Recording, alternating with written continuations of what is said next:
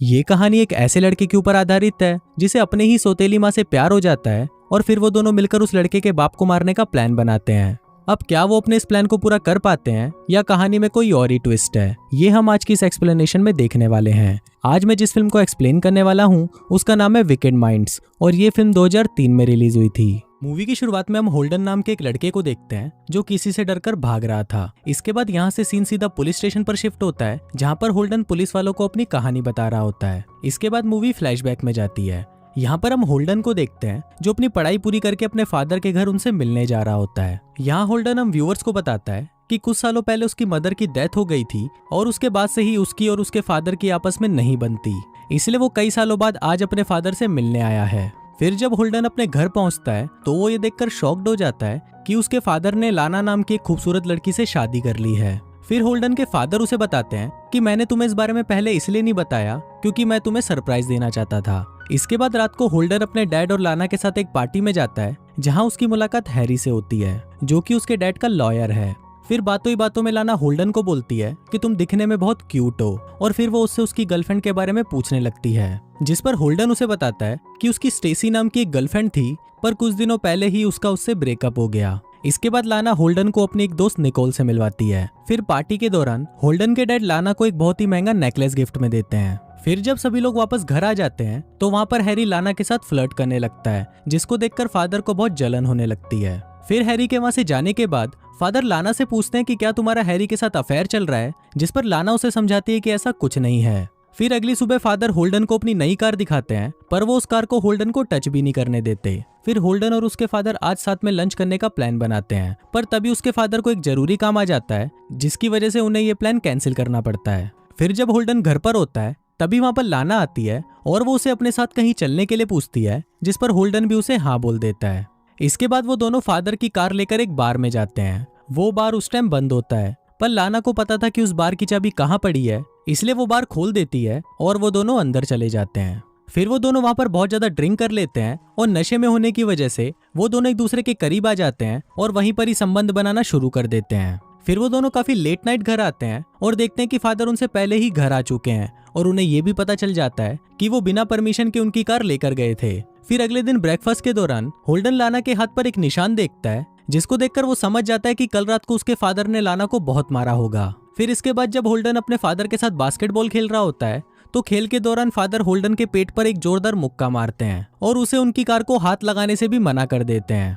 फिर रात को जब होल्डन घर में घूम रहा होता है तभी वहाँ पर लाना आती है और उसे बोलती है कि उस रात हमारे बीच में जो कुछ भी हुआ वो नशे की हालत में हुआ और हम ऐसी गलती फिर कभी नहीं करेंगे। पर वहीं होल्डन अपने डैड से बहुत ज्यादा गुस्सा था, इसलिए वो अपना गुस्सा निकालने के लिए लाना के साथ फिर से संबंध बनाना शुरू कर देता है। अब इसके बाद से ही उन दोनों के बीच में अफेयर शुरू हो जाता है और फिर जब भी होल्डन के डैड अपने काम से घर से बाहर जाते थे तो घर में ये दोनों मिलकर साथ में क्वालिटी टाइम स्पेंड किया करते थे।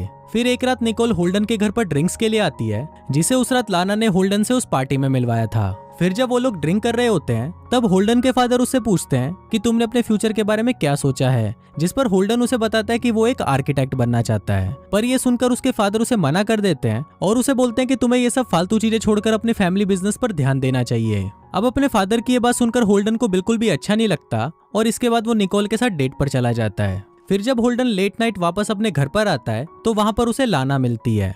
फिर होल्डन लाना को बताता है कि उसके डैड उसकी लाइफ को कंट्रोल कर रहे हैं, इसलिए वो जल्दी ही यहाँ से चला जाएगा। पर इस पर लाना उसे बोलती है कि तुम मुझे छोड़कर कहीं नहीं जा सकते, मैं भी यहाँ नहीं रहना चाहती, इसलिए तुम मुझे अपने साथ ले चलो। पर होल्डन इस पर उसे कोई जवाब नहीं देता और वहां से उठकर चला जाता है।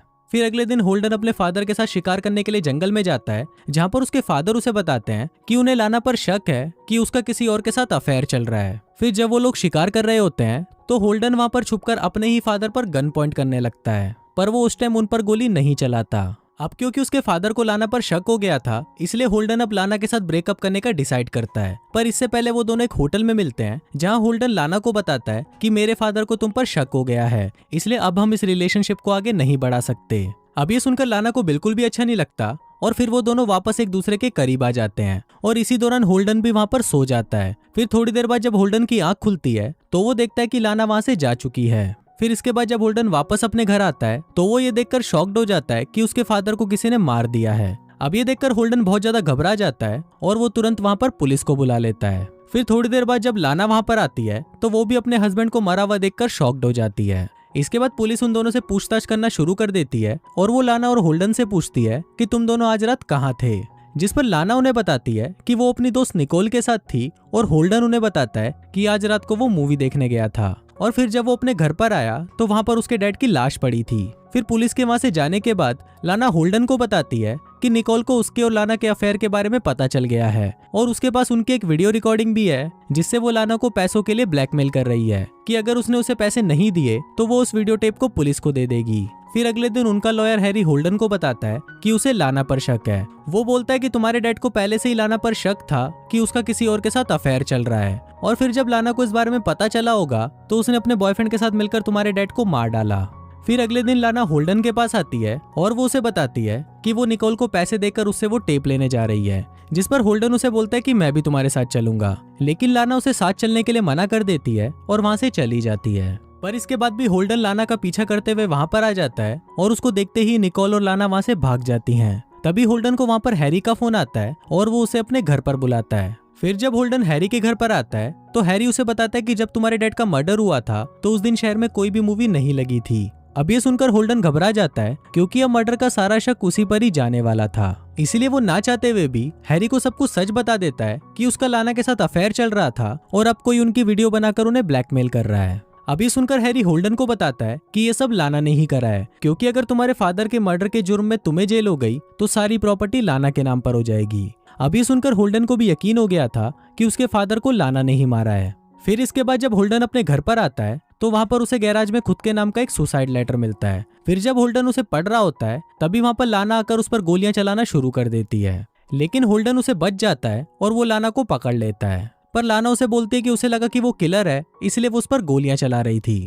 अब यहाँ पर होल्डन को कुछ समझ नहीं आ रहा था कि वो किस पर विश्वास करे, इसलिए वो सीधा हैरी के पास चला जाता है, जहाँ पर हैरी के बोलने पर वो पुलिस को सारी सच्चाई बता देता है। पर होल्डन की सच्चाई सुनने के बाद पुलिस को उसी पर ही शक होने लगता है, इसलिए वो उसे गिरफ्तार कर लेते हैं।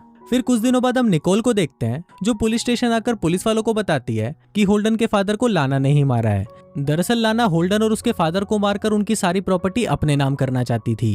अब निकोल का स्टेटमेंट सुनकर पुलिस होल्डन को छोड़ देती है और उसके फादर की सारी प्रॉपर्टी वापस होल्डन के नाम हो जाती है। फिर इसके बाद जब होल्डन अपने घर पर होता है तो उसे वहां पर चिमनी के अंदर से एक मर्डर वेपन मिलता है और तभी वहां पर निकोल भी आ जाती है और यहाँ पर हमें पता चलता है कि निकोल और कोई नहीं बल्कि उसकी गर्लफ्रेंड स्टेसी है और उन दोनों ने ही मिलकर ये पूरा प्लान बनाया था। दरअसल होल्डन रोज अपने डैड के खाने में जहर मिलाकर दे रहा था, जिस वजह से उनकी मौत हो गई। फिर उनके मरने के बाद स्टेसी ने उनके मुंह पर तलवार से कट लगा दिया, जिससे सबको लगे कि उनका मर्डर हुआ है। और इसके साथ ही हमें ये भी पता चलता है कि उन्होंने लाना को भी मार दिया है। इसके बाद होल्डन स्टेसी से पूछता है कि तुमने लाना की बॉडी का क्या किया, तो स्टेसी उसे बताती है कि वो लाना को जान से नहीं मार पाई थी, पर उसने उसकी बॉडी को जिंदा ही खाई में फेंक दिया था। पर यह सुनकर होल्डन को बहुत गुस्सा आता है क्योंकि लाना अभी भी जिंदा हो सकती थी। फिर इसके बाद वो दोनों वहां पर लाना को ढूंढने के लिए जाते हैं जहां पर स्टेसी ने उसे खाई में फेंका था।